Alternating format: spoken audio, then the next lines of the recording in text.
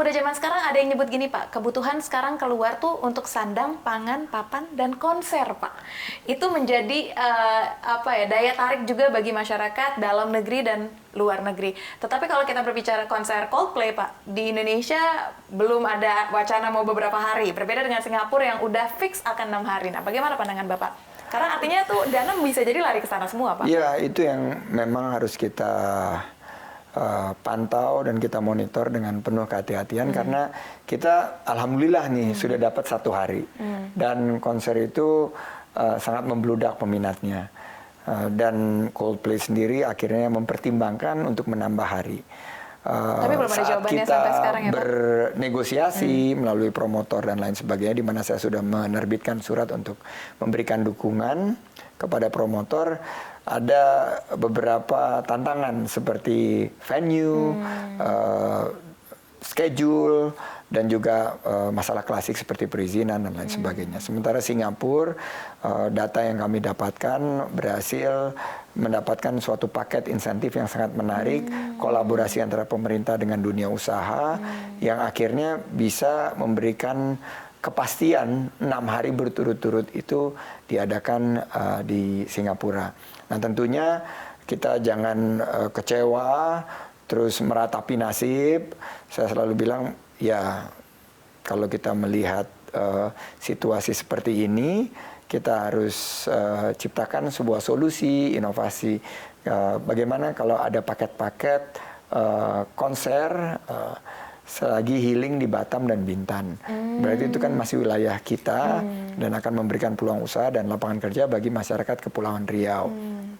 Ini yang sedang kita kembangkan, mudah-mudahan ini bisa dijalankan. Dan saya juga membuka peluang kerjasama dengan pihak Singapura. Karena ke depan ini kan kalau polanya ini semua konser ini ada di Singapura, kita kesedot kan semua wisatawan kita. Bagaimana kita bisa berbagi juga dengan konsep kolaborasi.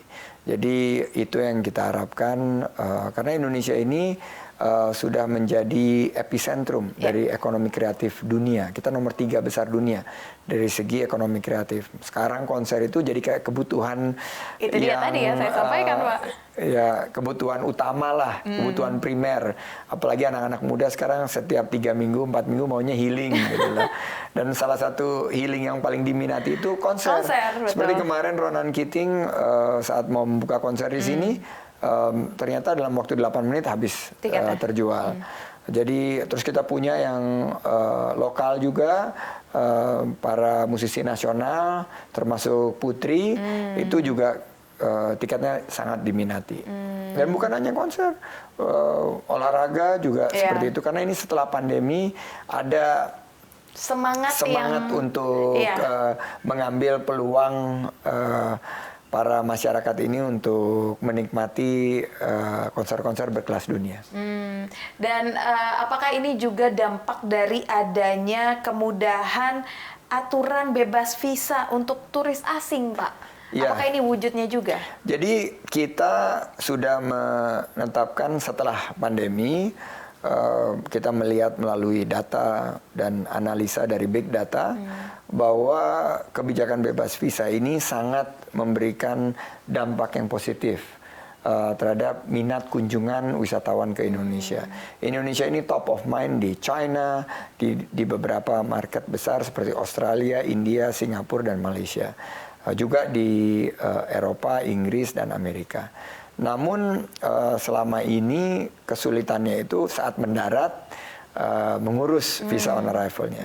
Dengan pendekatan baru, saya terima kasih kepada Pak Dirjen, Pak Silmi, kawan saya, bahwa sekarang sudah bisa elektronik visa on arrival. Jadi bisa diurus sebelum keberangkatan dan tidak ribet gitu loh.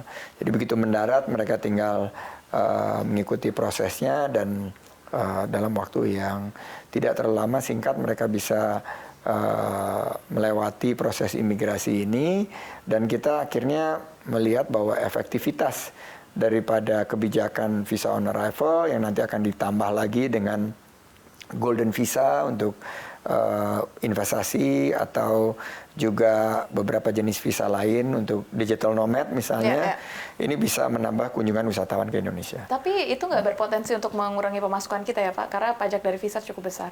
Ya, justru visa on arrival ini kan ada fee-nya, jadi ada pendapatan negara di situ, dan kita melihat bahwa dengan penanganan baik e-visa maupun electronic visa on arrival ini, selain menarik kunjungan wisatawan mancanegara lebih banyak, juga akan bisa membantu mensupport pendapatan negara.